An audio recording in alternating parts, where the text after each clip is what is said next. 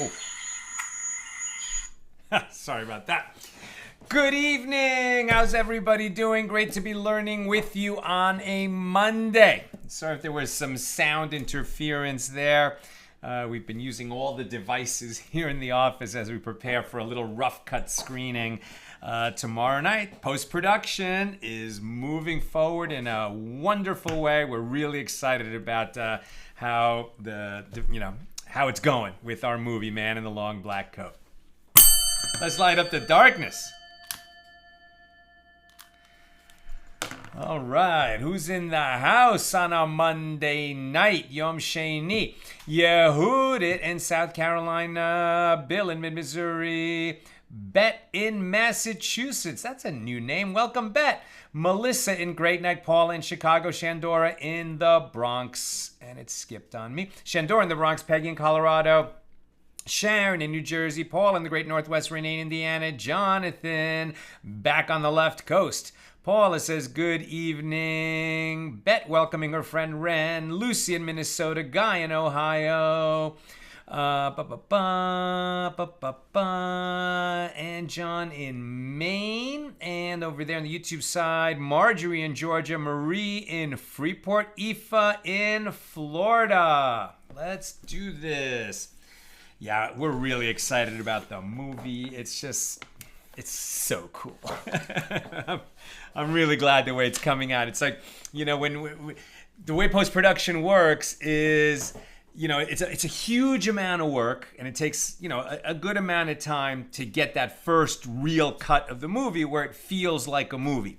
And then you start refining it, and it's almost in a sense like you got 95% of the way there, when you have a really good cut, but that last 5% takes just as long, but it's those little micro adjustments that, tune in the nuances of the performance and get the timing just right and really affect the audience experience.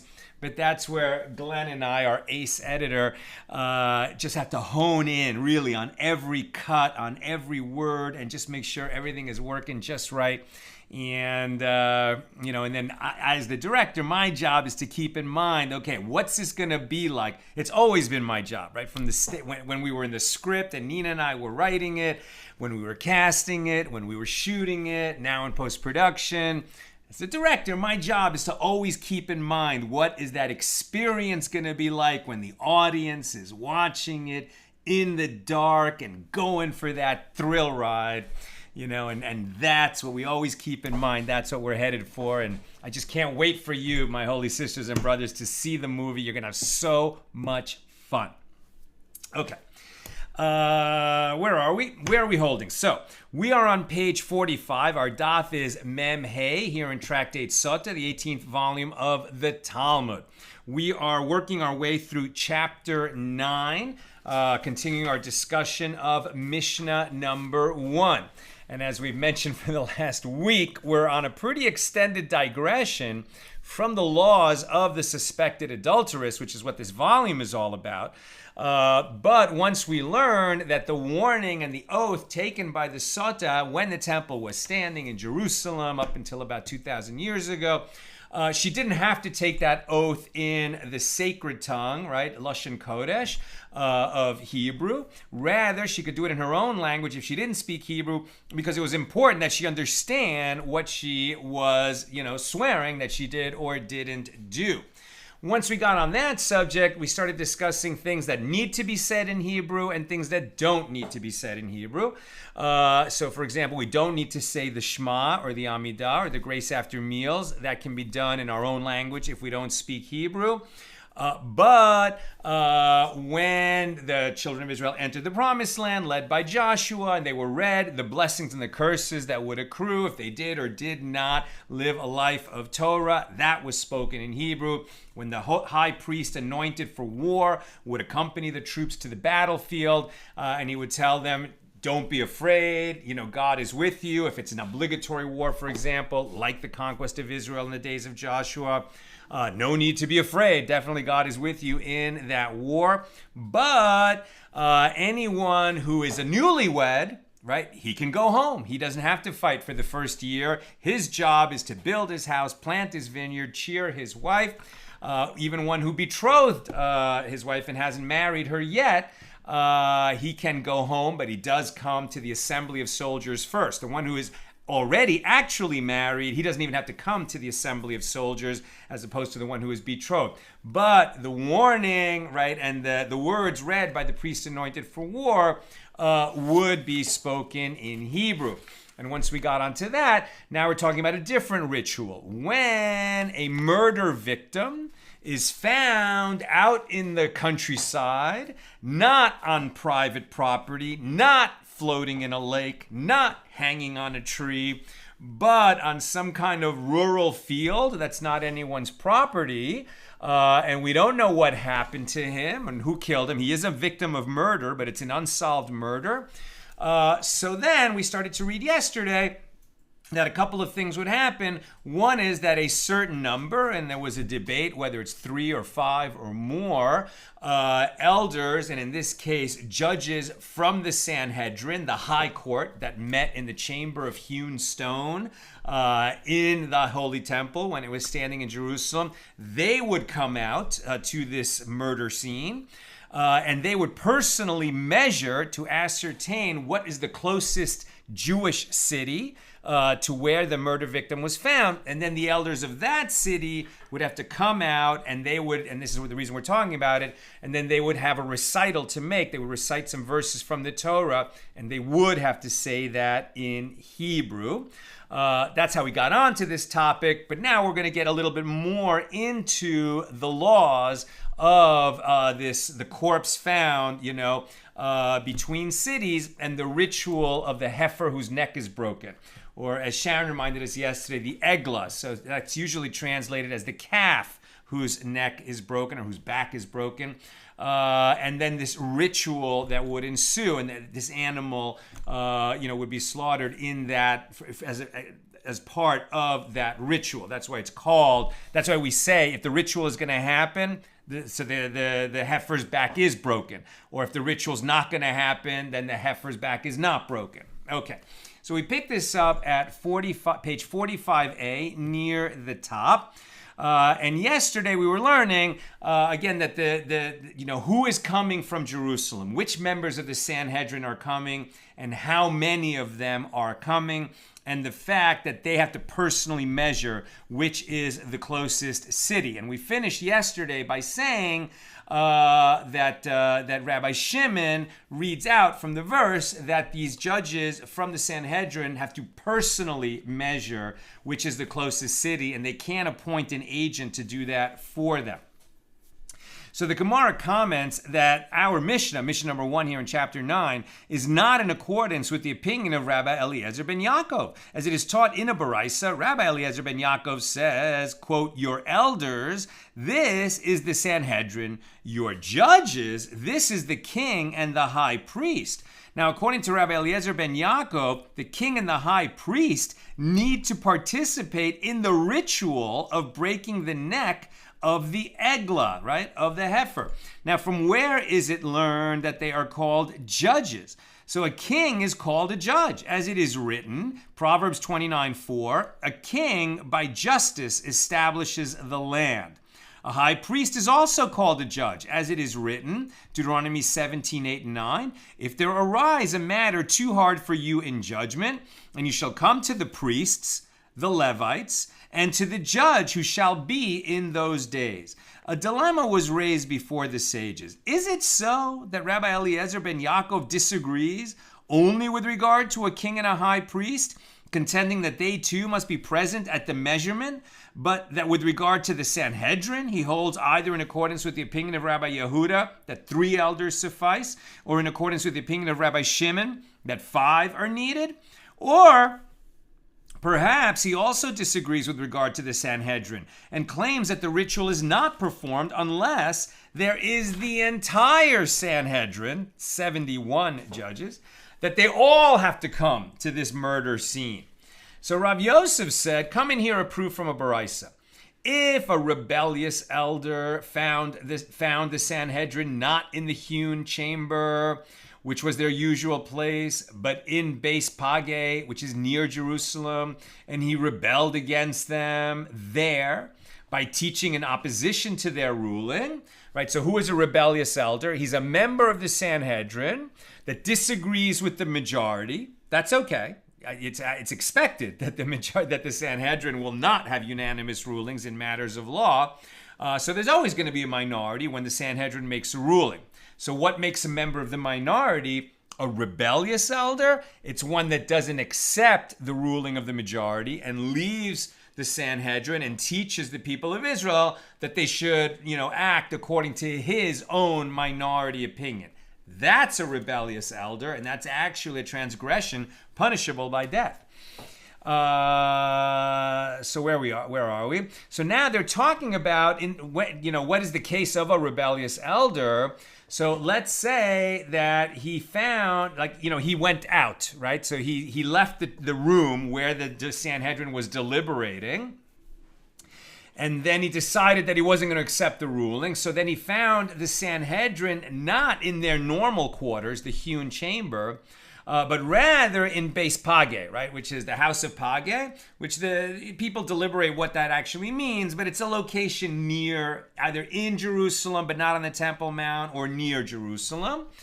And he, the rebellious elder, rebelled against them there by teaching in opposition to their ruling. Now, one might have thought that his rebellion should be considered a rebellion, rendering him liable to punishment. And the verse therefore states, "And you shall arise and go up to the place," which teaches that it is in the place where the Sanhedrin resides that causes the law of a rebellious elder to take effect. It's almost like they're telling us that he has to be acting under color of the law.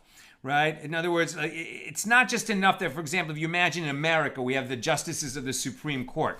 And let's say that one of the justices in the minority on some important ruling disagrees with the majority. And he goes on TV and he says, "I disagree with this ruling." That's just disagreeing. And even that he shouldn't be going out in public and saying, "I disagree with it," and maybe people don't want to follow it, or even people shouldn't follow it. Even that's not quite going to trigger the rebellious elder as much as if he's standing on the steps of the Supreme Court and saying, "No, the majority got it wrong and you should not follow that ruling," and he's standing in the place of the Supreme Court, right? So if an elder of the Sanhedrin was standing in the place of the Sanhedrin and telling people to follow his own minority ruling, that's what would trigger the law of the rebellious elder, meaning that he'd be liable to the death penalty. Now, the Gemara analyzes this statement. So in this case, how many members of the Sanhedrin were there who went out to Beis Page? If we say that only a minority of them went out, why should he be considered a rebellious elder? Perhaps those judges who are inside the hewn chamber hold in accordance with his opinion, which would mean that the elder in question ruled with the majority. Rather, it is obvious that they all went out. So the assumption that they all went out leads to the following question. And for what purpose did they all leave the hewn chamber? If it is for an optional matter, may they leave? But isn't it written, "Your navel, shorerech, is like a round goblet. Let no mingled wine be wanting." From Song of Songs 7:3. So this sounds like the description of a besotted lover talking about the object of his love. What does this have to do with the Sanhedrin and the chamber of hewn stone? Well, this verse is interpreted as referring to the Sanhedrin, the ministers, Sareh, of Israel, who sit in a semicircle like half of a round goblet. So the words, "let no mingled wine be wanting," teach that if one of the great Sanhedrin needed to leave, then if there are still present in the hewn chamber, the chamber of hewn stone, 23 members corresponding to the number of a lesser Sanhedrin, he may leave. And if not, he may not leave. And this indicates that it is prohibited for the entire Sanhedrin to leave for an optional matter. So rather, it is obvious that they left for a matter of a mitzvah. For what particular mitzvah did the entire Sanhedrin venture out of their quarters? is it not, for the measurement associated with the ritual of the heifer? And it is in accordance with the opinion of Rabbi Eliezer ben Yaakov. And this would prove that Rabbi Eliezer ben Yaakov holds that the entire Sanhedrin goes out to measure the distance from the corpse to the nearby cities. And Abaye said to Rav Yosef, no, this is not a proof, as perhaps they went out for a different mitzvah, to expand the city of Jerusalem, for example, or the courtyards of the temple. As we learned in a Mishna in Tractate Sanhedrin, the first Mishna, Sanhedrin 2a, they may expand the sanctified area of the city of Jerusalem or of the temple courtyards only with the full court of 71. So it is taught in a Baraisa, in accordance with the opinion of Rav Yosef, that Rabbi Eliezer ben Yaakov disagrees even with regard to the number of judges. If the rebellious elder found the Sanhedrin in Beis Page and he rebelled against them, for example, if they went out for the measurement of the ritual of the heifer to expand the area of the city or that of the courtyards of the temple, one might have thought that his rebellion should be a rebellion. Therefore, the verse states, with regard to the requirement to follow the rulings of the Sanhedrin, and you shall arise and go up to the place. And this teaches that the place causes the law of a rebellious elder to take effect, indicating that the entire Sanhedrin participates in the measure of the distance from the corpse to the cities. Now, that doesn't mean that that's what happens. That's just according to the opinion of Eliezer ben Yaakov, right? Where do we end up on how many elders of the Sanhedrin need to go when they're going to do the ritual of the heifer, whose neck is broken? 5 elders from the great Sanhedrin in Jerusalem go to measure the distance from the corpse to the closest city, right? So we don't rule, according to Rabbi Eliezer ben Yaakov, that the whole Sanhedrin goes. That seemed really unlikely. So we do rule, not with Rabbi Yehuda, but rather with Rabbi Shimon, right, who says that it has to be 5. Pretty sure that was Rabbi Shimon. Rabbi Yehuda. Rabbi Yehuda says 5, and we go with Rabbi Yehuda. Generally, in disputes between Rabbi Yehuda and Rabbi Shimon, we follow Rabbi Yehuda, except in matters of Shabbos, where we follow Rabbi Shimon. That's right. Okay, so where were we? Okay, new subject. The Mishnah teaches if the corpse was found concealed in a pile of stones or hanging in a tree, they would not perform the ritual of the heifer, right? Because then it's not like what it says in the Torah. The Torah is pretty specific, and they're going to limit the applications. You might have thought, well, listen, all that matters is that we have a corpse in an unsolved murder. So what difference is it to us if the corpse is hanging from a tree or floating in a lake or concealed, somewhere where somebody tried to hide the body? The fact is, it's an unsolved murder, and we want the elders of the nearest city to come and perform this ritual. But the answer is no, because this ritual is a big deal, as you can see, right? Members of the Sanhedrin have to go there. Elders from the nearest city have to come after the measurement is taken, etc. So we're only going to apply this law in the circumstances that the Torah demands, right? So concealed in a pile of stones or hanging on a tree is unlike what the Torah itself states, right? In the Torah it said, as we read, Deuteronomy 21:1, if one be found slain in the land which the Lord your God has given you to possess it, lying in the field, and it is not known who has smitten him, right? And they're going to be specific because the Torah didn't have to say lying in the field. It could have said, if one be found slain in the land which the Lord your God has given you, and it is not known who has smitten him, then your elders and your judges shall come forth, and they shall measure unto the cities that are around about. Right? Because the Torah added lying in the field, the sages are going to be very specific about it. Now, the Gemara suggests, let us say that the Mishnah is in accordance with the opinion of Rabbi Yehuda and not in accordance with the opinion of the rabbis, meaning the majority. So this is as it is taught in a Baraisa with regard to the law that sheaves of grain forgotten in the fields must be left for the poor. So Deuteronomy 24:19, and you forget a sheaf in the field. When we're talking about that, so the law in the case of the corpse, right, that's a victim of an unsolved murder found lying in the field. Now we're going to compare what we do here, which is we only do this if it's lying in a field that's not owned and it's not hanging from a tree, etc. We're going to compare this to sheaves that are left in the field. Now we're talking about sheaves that are left in an owned field, right? A farm field. But okay, at least the word field is there. And what we're going to say is in that body of law, right? Now this has to do with what is left for the poor, right? So most of the landowners in ancient Israel were farmers. And what would they do? So when they harvest their crops, the Torah mandates that certain amounts of the harvest are left for the poor. We don't harvest the corners of the field. The poor can come and harvest the corners of the field themselves. We don't go back for gleanings, right? Gleanings that didn't get gathered into the basket, sort of whatever, fell to the side as the people were harvesting, whatever falls on the ground. We don't do another pass through the field to get every last bit. That's left for the poor. And if we gathered sheaves and some of the sheaves were forgotten in the field, we leave them there, right? It's almost like, if you drop money on the street, okay, so poor person's going to pick it up, somebody needy. It's not definitely a good analog, a good metaphor, a good comparison, but it's that idea. And what's interesting about that area of the law is it has to be forgotten, not on purpose, right? This is the law of forgotten sheaves.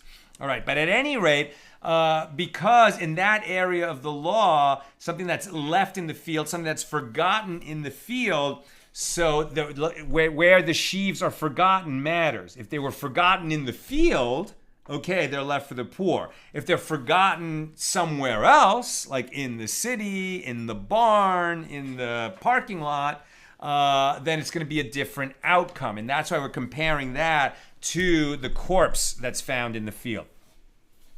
So this is as it is taught in a Baraisa. With regard to the law that sheaves of grain, which are forgotten in the fields, must be left for the poor. Quote, and you forget a sheaf in the field, Deuteronomy 24:19.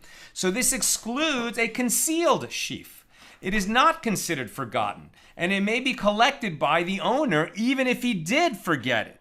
Right? It's only when they stack those sheaves in the field, intending to come back with the wagon, put them all in the wagon, and one of those sheaves got forgotten, never got put in the wagon, that's left for the poor. But if he hid his sheaves in a cave or under a pile of stones, because perhaps, he's thinking, I'm not going to be able to come back with the wagon for a couple days, and I don't want people to steal all the sheaves, so he concealed them. And then later he comes with the wagon, and maybe he had a few places of concealment, and he forgot one of them. Okay, so those sheaves in the forgotten place of concealment are not considered forgotten sheaves. He can go back for those. Right, this excludes a concealed sheaf. It is not considered forgotten, and it may be collected by the owner even if he did forget it. This is the statement of Rabbi Yehuda. And the rabbis say the phrase in the field serves to include the concealed sheaves, and these must be left for the poor. So Rabbi Yehuda holds, like the ruling in the Mishna here, that when the verse states in the field, it excludes a concealed corpse. Rav said, you can even say that our Mishnah here is in accordance with the opinion of the rabbis there in the law of sheaves, as here they expound the law based on the context of the verse, and there they too expound the law based on the context of the verse. What does this mean? In this case, as it is written, if one be found slain. So the default assumption is that the law applies no matter where the corpse is found. When the verse then states in the ground, it must be, or in the field, it must be serving to exclude a matter, a concealed corpse. And similarly, there, in the case of forgotten sheaves, they also expound based on the context of the verse. As it is written, when you reap your harvest in your field, not in the field, in your field, and you forget a sheaf, this indicates that forgotten sheaves are similar to those of the harvest. Just as the harvest is performed with revealed objects, i.e. growing grain, so too the laws of forgetting pertain to revealed sheaves. Consequently, when the Merciful One writes in the Torah, in the field, with respect to sheaves, it must be in order to include concealed sheaves.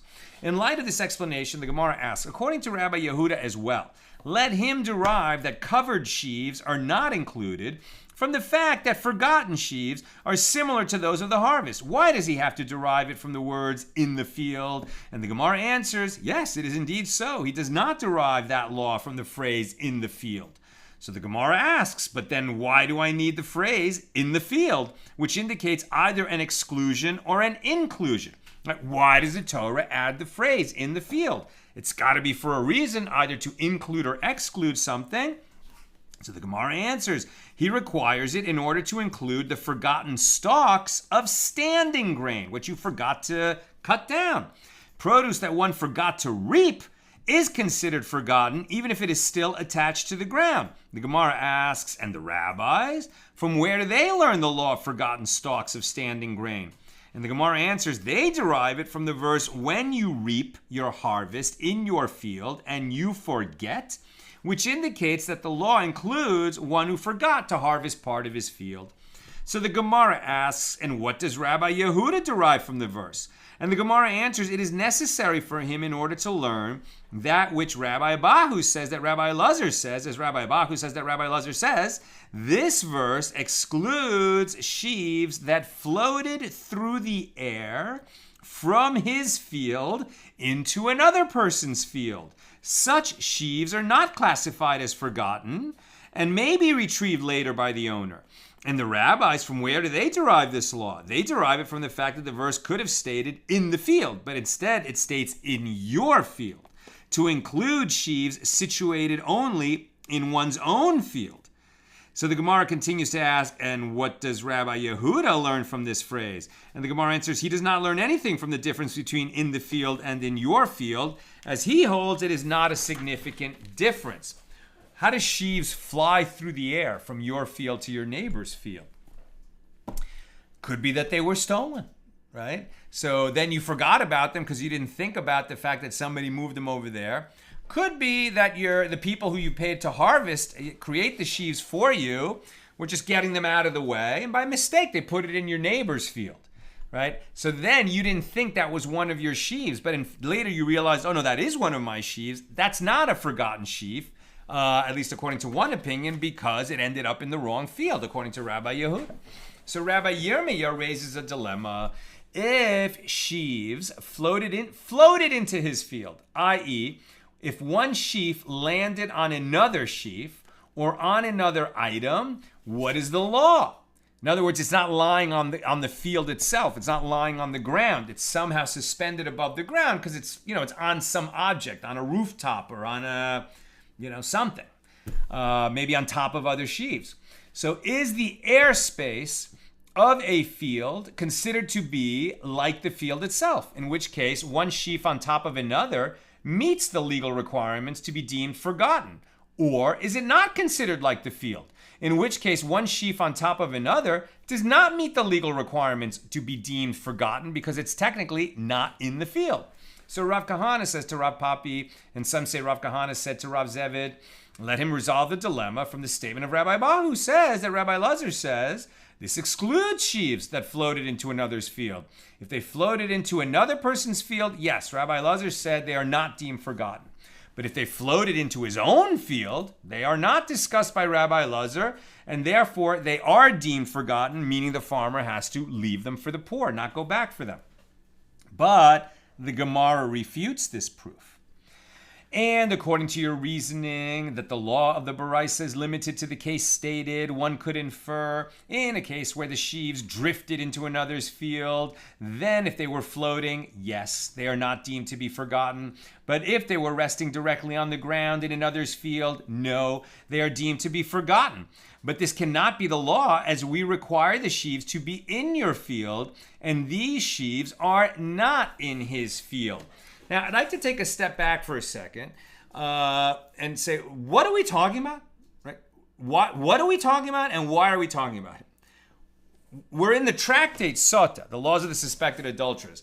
we came to the law of the heifer whose neck is broken because of the statement that has to be uttered when a corpse that was murdered and the murder is not solved and it's lying in a field that doesn't belong to anybody between two cities.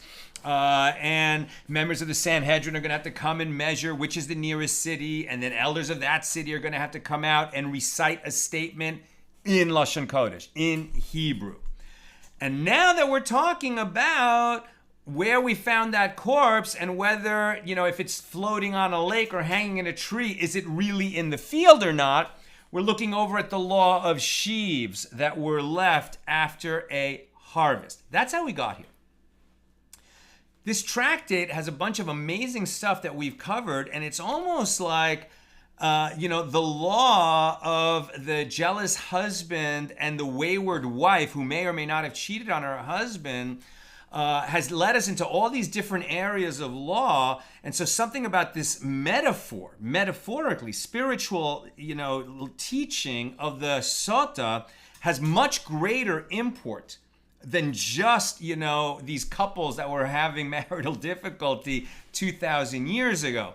And it makes sense that we learn it now. It's amazing that we're learning it now just in our cycle of Daf Yomi.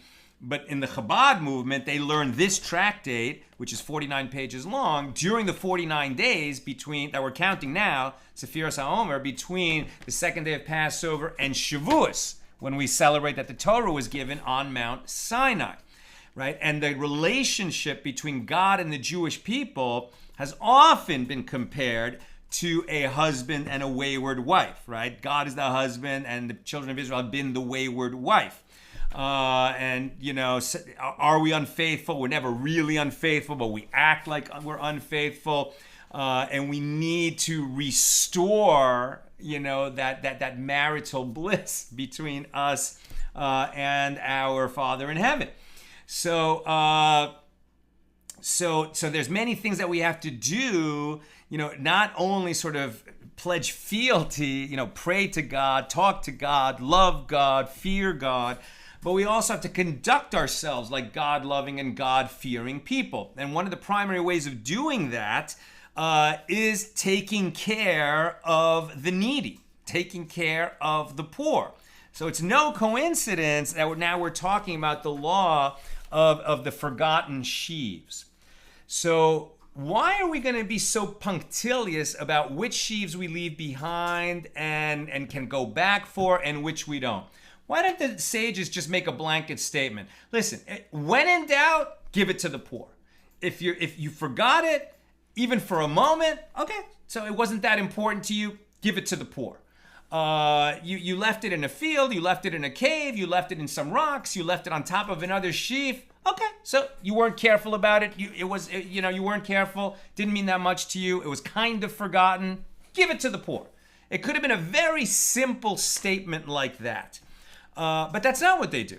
Like everything else in the Talmud, they're going to be very careful about defining, how you follow this law that's given in the Torah, that forgotten sheaves are going to be left for the poor. You have to be careful in measuring how much of your income you give to charity. That's the lesson here. That's why I've talked about this many times.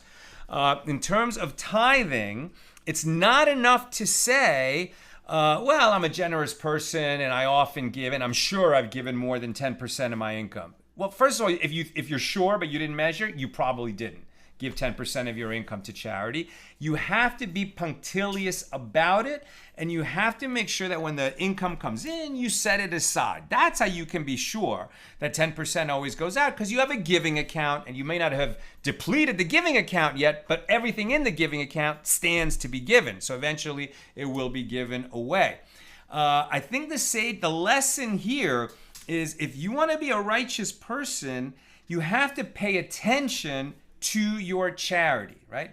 It's not only picking charities that you care about and researching them, which is important also, but you really have to measure and know. You have to know how much you're giving.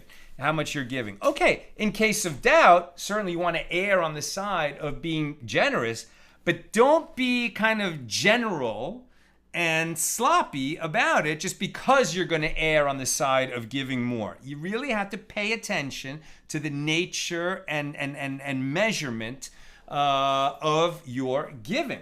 And that applies not just to giving money, but to giving time, to giving, to living a righteous life requires attention to detail. All right. So the Gemara continues to attempt to resolve this dilemma, right? What is a forgotten sheaf that must be left for the poor if it's not clearly lying in the field where you forgot it? So come in here a proof from a baraisa. In the case of a sheaf that had been held by its owner in order to take it to the city, and he placed it on top of another sheaf, and he forgot both sheaves. So the lower sheaf is deemed to be a forgotten sheaf, and the upper one is not deemed to be a forgotten sheaf, because one is in the field and the other one is in the airspace.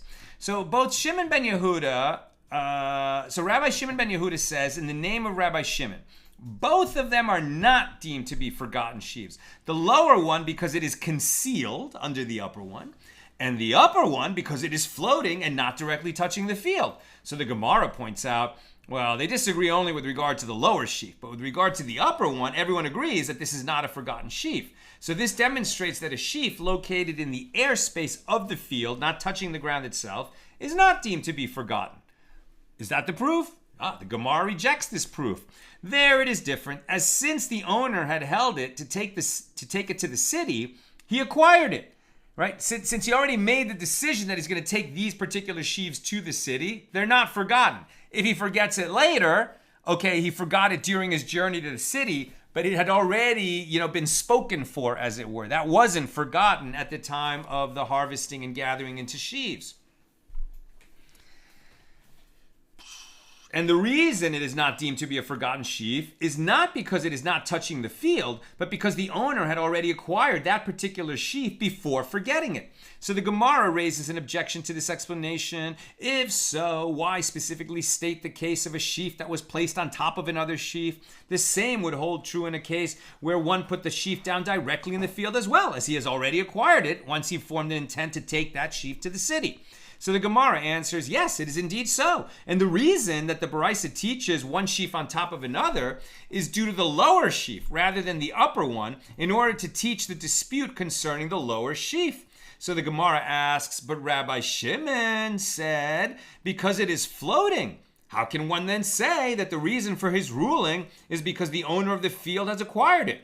The Gemara answers, say instead, because it is like it is floating. So in other words, it is as though the upper sheaf had not been put down at all, but remains in the owner's hands. So the Gemara tells of a related incident. On one occasion, Abaye said, I am hereby as sharp and as expert as Ben Azai, who taught Torah in the markets of Tiberias, and I, Abaye, am ready to answer any question that might be posed to me. So one of the sages said to Abaye, with regard to the ritual of the heifer whose neck is broken, if there were two slain people found one on top of the other, not precisely aligned, from where does one measure the distance to the surrounding cities? Oh, a very clever way to bring us back to the law of the corpse. Found between two cities. So the various aspects of the dilemma are like this. Is a substance in contact with the same type of substance considered to be concealed? Can you say that one corpse is hidden by another and thus it's concealed? Or are we just saying this is two corpses and that neither is concealed? And second question, is a substance in contact with the same type of substance not considered to be floating? Can you say that one corpse on top of another is floating? Or do we just say these are two corpses that are in the field? And third question, do we measure the distance to the nearest city from the upper one or from the lower one? Or perhaps a substance in contact with the same type of substance is considered to be floating, and a substance in contact with the same type of substance is not considered to be concealed, and he measures the distance from the lower one because it is not considered to be concealed, but not from the upper one, which is considered to be floating. Or perhaps a substance in contact with the same type of substance, right? One corpse touching another, is considered to be concealed. The lower corpse is concealed. And a substance in contact with the same type of substance is considered to be floating. The upper corpse is not on the ground, it's floating. And he therefore does not measure the distance from the lower one, nor does he measure the distance from the upper one. Because according to this last option, in such a situation, no measuring is done, and the ritual is not performed, since the lower corpse is concealed by the upper corpse, and the upper corpse is floating and not lying in the field. So, this was a question that was put to Abaye after he said, I'm ready to answer all questions. Abaye said to him, now we're on 45b, you learned it in a baraisa, in the case of a sheaf that had been held by its owner in order to take it to the city, and he placed it on top of another sheaf, and he forgot both sheaves. The lower sheaf is deemed to be a forgotten sheaf, and the upper one is not deemed to be a forgotten sheaf. So Rabbi Shimon ben Yehuda says in the name of Rabbi Shimon, both of them are not deemed to be forgotten sheaves. The lower one because it is concealed, and the upper one because it is floating and not directly touching the field. And the sages assume that these Tanaim in the Baraisa basically hold in accordance with the opinion of Rabbi Yehuda, who says that the phrase in the field serves to exclude a concealed sheaf. So the Gemara continues what Abaye was saying.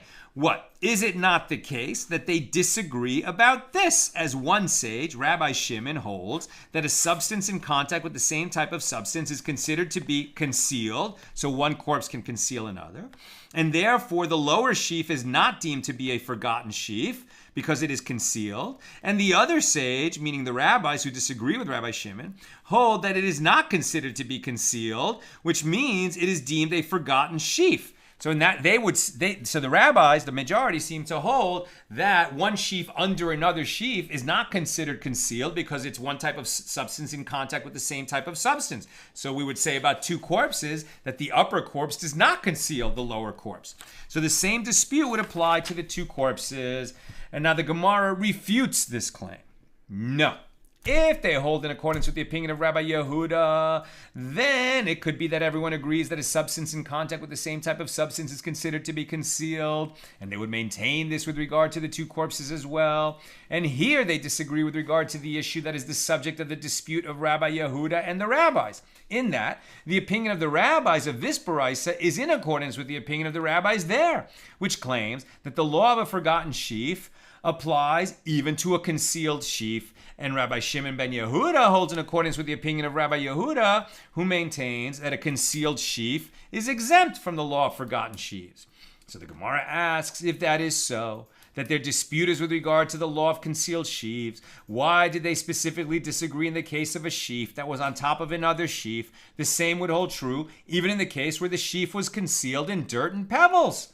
So the Gemara answers, yes, it is indeed so. They disagree with regard to all concealed sheaves. And their dispute is stated with regard to a case of one sheaf on top of another to convey to you the far-reaching nature of the opinion of Rabbi Yehuda, who says that even a substance that is in contact with the same type of substance is considered concealed. Therefore, a substance concealed in a different type of matter, all the more so, is considered concealed. Now the Gemara returns to discuss when the ritual of breaking the neck of the heifer is performed. So that was a long case of analogy for the case of, the question was if one corpse, when is a corpse considered concealed so that we don't do the ritual of the heifers with the broken neck? And when is it not, right? And so one opinion is that, well, if it's concealed, we don't do the ritual. And the other opinion is even if it's concealed, we still do the ritual. According to the opinion of if it's concealed, we don't, then we would ask, well, what does concealed mean? If the corpse is buried or in a cave, okay, that sounds like it's concealed. But what if it's concealed by another corpse? And there we went to the law of the sheaves left in the field. Now, the Gemara returns to discuss when the ritual of breaking the neck of the heifer is performed. The sages taught, expounding the verse, if one be found slain in the land which the Lord your God has given you to possess it, lying in the field. Now let's focus on the word slain. He was slain, right? He was murdered. This indicates one killed by a sword, but not one who was strangled. Slain, but not one who was found twitching in his death throes. In the land, but not concealed in a pile of stones. Lying, but not hanging on a tree. in the field, but not floating on the surface of the water. Rabbi Elazar says, in all these cases, if a person was slain by the sword, the judges break the neck of the heifer, and it does not matter where the corpse was found. Right? Rabbi Elazar says, as long as he was murdered with a weapon, doesn't matter where you find it, we do the ritual. But the majority say, no, we have to satisfy all these conditions. It has to be slain with some kind of murder instrument, not strangled, found on the ground, not in a tree, openly, not concealed, etc. Now, it is taught in a Baraisa. Rabbi Yosef Bar Yehuda says that the sages said to Rabbi Elazar, do you not concede that if he was strangled and left in a garbage heap, that they do not break the heifer's neck? Apparently, slain is a precise term that means slain but not strangled. So if you accept that, then here too, the words in the land should indicate in the land but not concealed in a pile of stones. Fallen should indicate fallen but not hanging on a tree. In the field should indicate in a field but not floating on the water. And Rabbi Elazar holds that those other situations are not excluded, and that because in that first case the Torah writes slain and extra time in the next verse about him that is slain, this repetition teaches that a victim of strangulation is not included in this law. So,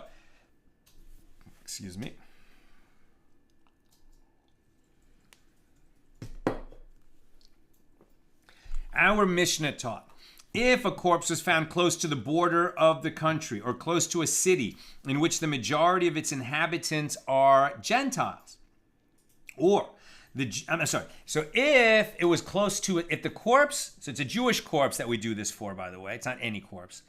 Now, if it's found right in the land of Israel, but near a city that is inhabited by non-Jews, does this law apply? No, right? If the corpse was found close to the border of the country, so close to the border where we're outside of Israel, or close to a city in which the majority of the inhabitants are Gentiles, then the judges would not break the heifer's neck. We don't perform this ritual. As it is written, quote, if one be found slain. And this excludes places where murdered bodies are commonly found, such as the aforementioned locations. So at least at the time the Torah was given, and still at the times of the Talmud, the sages ruled that the murder rate outside of Israel or in non-Jewish cities is higher than otherwise. Now the Mishnah taught, or if the victim was discovered, or at least the unsolved murder rate, who knows? The Mishnah taught, or if the victim was discovered close to a city that is without a rabbinical court of 23 judges, they would not measure the distance to that city. So the Gemara explains, this is because the verse requires, quote, the elders of that city to come and make their statement. So there have to be elders, right? And that means that it's a city that's big enough that it has a rabbinic court of 23 judges in it. And this is not the case here. Therefore, the rite would not be performed. So the Mishnah also taught that the elders measure the distance from the corpse only to a city that contains a rabbinical court of 23 judges. And the Gemara asks, well, this is obvious, since the Mishnah taught that they do not measure the distance to a city that does not have a rabbinical court of 23 judges. I know that they measure the distance only to a city that has a rabbinical court of 23 judges. And that is the closest city. Right, so the Gemara answers, this Tana teaches us the law as it is taught in a Baraisa. From where is it derived that if the corpse is found close to a city that does not have a rabbinical court of 23 judges, that they leave the city aside and measure the distance from the corpse to a city that has a rabbinical court? And the verse states, and the elders of the city shall take, which indicates that the elders of the city are involved in any case, and their measurement is taken even if it is not to the city closest to the body. Okay. And that concludes our discussion of Mishnah number 1. Here's Mishnah number 2. This is a long daf, but we're getting toward the end. Here's Mishnah number 2 of chapter 9. If the slain person is found precisely between two cities, exactly equidistant from two cities, so the inhabitants of the two of them bring 2 heifers. And this is the statement of Rabbi Eliezer. And the inhabitants of Jerusalem do not bring a heifer whose neck is broken, even if Jerusalem is the city closest to the slain victim. If the head of the corpse was found in one place and the body was found in a different place, they bring the head next to the body. This is the statement of Rabbi Eliezer. Rabbi Akiva says they bring the body next to the head. And from where on the body would they measure the distance? And Rabbi Eliezer says from his navel. And Rabbi Akiva says from his nose. And Rabbi Eliezer ben Yaakov says from the place where he became a slain person, which is from the neck. This is where where the head was separated from the body. Now, the Gemara explains, what is the reasoning of Rabbi Eliezer that when a body, now we're in the Gemara, that what is the reasoning of Rabbi Eliezer that when a body is found precisely between two cities, the inhabitants of each city bring a heifer? His ruling is based on two factors. First, he holds that it is possible to measure precisely and that it is a real possibility to determine that both cities are exactly the same distance from the corpse. And second, he interprets the term that is nearest to be referring not only to one city. It can even be understood as that are nearest, so that the laws apply to more than one city. So the Mishnah taught, and the inhabitants of Jerusalem do not bring a heifer whose neck is broken. Why not? Jerusalem certainly has a rabbinic court of more than 23 judges. If that is the nearest city, why doesn't Jerusalem count? And the Gemara explains, this is because the verse states, and if one be found slain in the land which the Lord your God has given you to possess it. And this Tana holds that Jerusalem was not divided among the tribes in the division of the land of Israel. It was not given as a possession to any particular person, but belongs to all. Therefore, the law of the heifer whose neck is broken does not apply to Jerusalem. With regard to the law of a corpse whose head was found in one place and its body elsewhere, the Gemara asks, with regard to what law do they disagree? If we say they disagree with regard to whether the measurement is taken from the head or from the body, from the fact that the latter clause teaches, from where would they measure the distance, it may be inferred that it is the first clause we are not it may be inferred that in the first clause we are not dealing with measurement. And Rabbi Yitzchak said they disagree with regard to a different matter. The question of whether a corpse with no one to bury it, a mace mitzvah, acquires its place, meaning if an unattended corpse must be buried, meaning that an unattended corpse must be buried where it is found, right? We've seen the mace mitzvah before, that a Kohen is not allowed to enter a cemetery except to bury his very closest relatives. And a Kohen Gadol is not allowed to, become impure for the dead, to enter the cemetery or attend to the burial, the funeral in any way, even for his closest relatives, because he's the high priest, the Kohen Gadol. But if a Kohen Gadol is walking and he sees an unattended corpse, and if he doesn't bury it, no one will bury it, then he personally has to bury that body. Even the Kohen Gadol becomes impure to bury an unattended corpse. This is the respect that we give to a body that is a holy object because it carried a soul around in this world. And this is what the Mishnah is saying with regard to burying him. The victim acquires his place, and he is buried there. So the Mishnah continues, and in a case where his head is found in one place and his body is found in a different place, so then where do we bury him, right? So we bury him right where he's found, but if the head is in one place and the body is another, do we bury where the head is or where the body is? So in the case where the head is found in one place and the body in a different place, they bring the head to the body and they bury him there. That's Rabbi Eliezer. Rabbi Akiva says they bring the body next to the head. So the Gemara explains, with regard to what do they disagree? They both agree that he should be buried in the place where he was killed. But one sage, Rabbi Eliezer, holds that his body fell in its place and it was the head that rolled away and fell. And the other sage, Rabbi Akiva, holds that his head fell where it fell and it was the body that went and continued onward. Therefore, the body is brought to the head. Maybe he was running really fast or riding a horse and he encountered a razor wire. He was decapitated. The head fell right there, but the horse or the donkey carried the body a little further on. Maybe. I think it's also possible that the one who killed him, what would he do, right? He decapitated him. He didn't bother to hide the body, right? That's what triggers this whole event. He didn't bother to conceal the body. The murderer just left the body lying there. So I don't think we're talking about that the head and the body are very far apart. They're probably somewhat close together in that situation. Now, the Mishnah taught that there is now I'm almost done, so get your questions and comments. And the Mishnah taught that there is a dispute a dispute concerning the question, from where on the body would they measure the distance? And the Gemara asks, with regard to what do the sages disagree? One said we measure from the nose, one from the neck, and the other from the navel, right? So with regard to what do they disagree? So one sage, Rabbi Kiva, holds that a person's life is sustained mainly by his nose, meaning his respiratory system. And the other sage, Rabbi Eliezer, holds, well, his life is mainly in the area of his navel, right? Meaning where his guts are. So the Gemara suggests, shall we say that these Tanaim are like those Tanaim who had a dispute, as it is taught in a Baraisa, from where is an embryo formed? From its head. And so the verse states, out of my mother's womb you pulled me. And the proof that Gozi pulled me is referring to the head is from the verse that states, cut off, Gozi, your hair and cast it away, from Jeremiah 7:29. In this verse, the term Gozi relates to the hair of the head.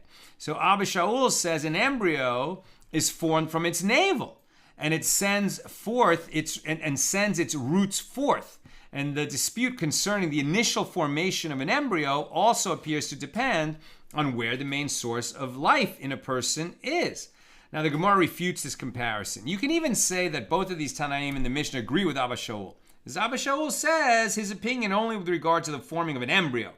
Now, when an embryo is formed, it is formed from its middle. But with regard to life, right, after we emerge from the womb, everyone can agree that it is in his nose, right, that the continuing life happens, right? If you can't breathe, you're going to die pretty quick. Much faster than if you can't eat. As it is written, all in whose nostrils was the breath of the spirit of life. Genesis 7:22.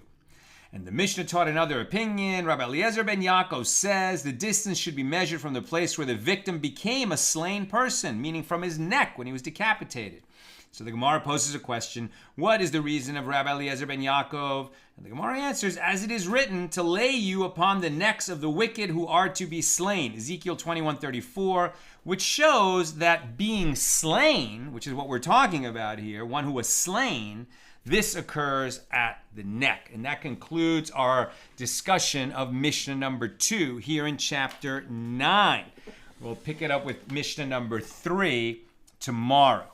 All right, it's been a long class. Let's just get some quick questions and comments on Sotah 45.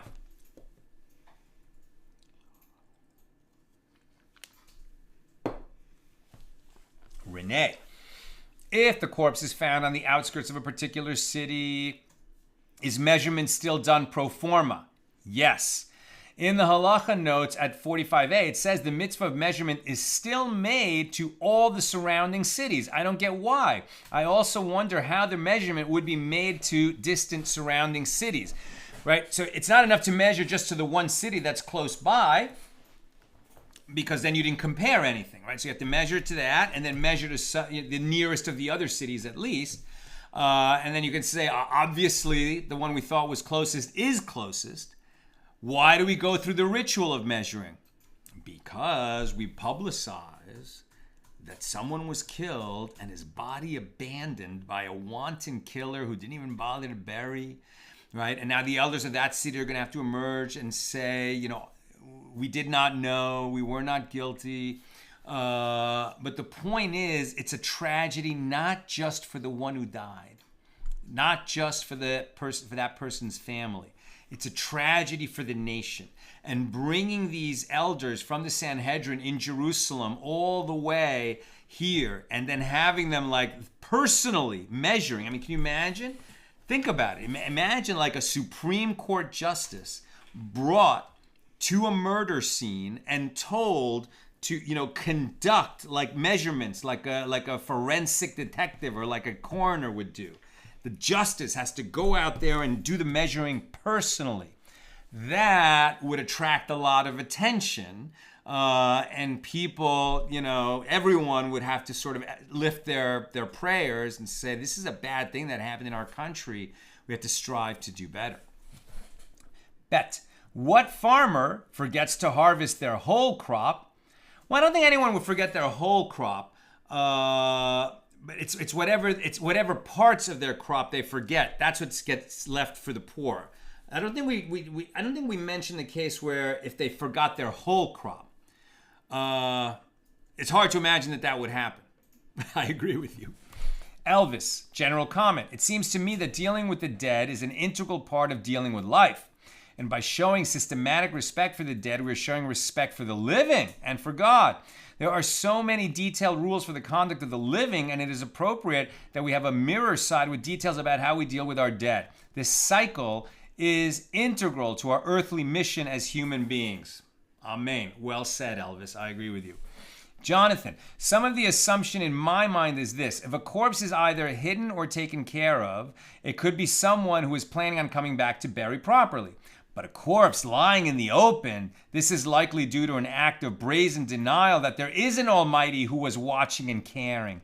And since we are supposed to both apply justice and finish the work of God, then we are required to take responsibility and acknowledge that we have raised someone of great sin in our community. That is so beautifully put. Yes, exactly right. Exactly right. Right? If somebody had bothered to conceal it, okay, then maybe there's a procedure going on here that doesn't expose this, sort of great sin in the community. I think, in fact, this kind of a discussion makes me think of, this terrible, terrible tragedy that we're experiencing in modern times, these mass murders, right? These shootings, these people that go into schools and malls and concerts, and seemingly we're hearing another one every day.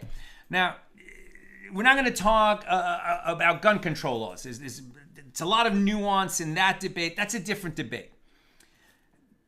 Why do we see so many people coming to the conclusion that their best course of action is to kill a bunch of strangers and then probably to be killed themselves? Like, what the hell is wrong in our society that so many people are coming to that conclusion? That's a sickness in our society, right? And whether or not we have guns available, I don't think is really going to change that, because we also see mass murderers who plow a van into a crowd, right? And we're not going to remove all the cars. So what is going on? Or a bomber, somebody who builds a bomb. Like, what is going on that so many people are sick in this way, that the society is sick in this way? I don't know the answer. But it is something that our society needs to be reflecting on. And the very least we can do is in our own personal prayers, perhaps add a prayer, that our society becomes more healthy, right? When we pray for a healing for ourselves, for our loved ones, let us also pray for a healing for the society of which we're a part, that has this terrible condition in it now. Let us. That's what I've got for us today. With God's help, we'll be together again tomorrow night, regular time, 6 p.m. Pacific, for page 46. Tuesday. That puts 46. Did I just miscount yesterday? I guess I did. Right? So 46 tomorrow, Tuesday, 47 on Wednesday, 48 on Thursday. That makes 49, the last page of the track date, on Friday. So I think we're headed to the Siyum on Friday. Have a good night.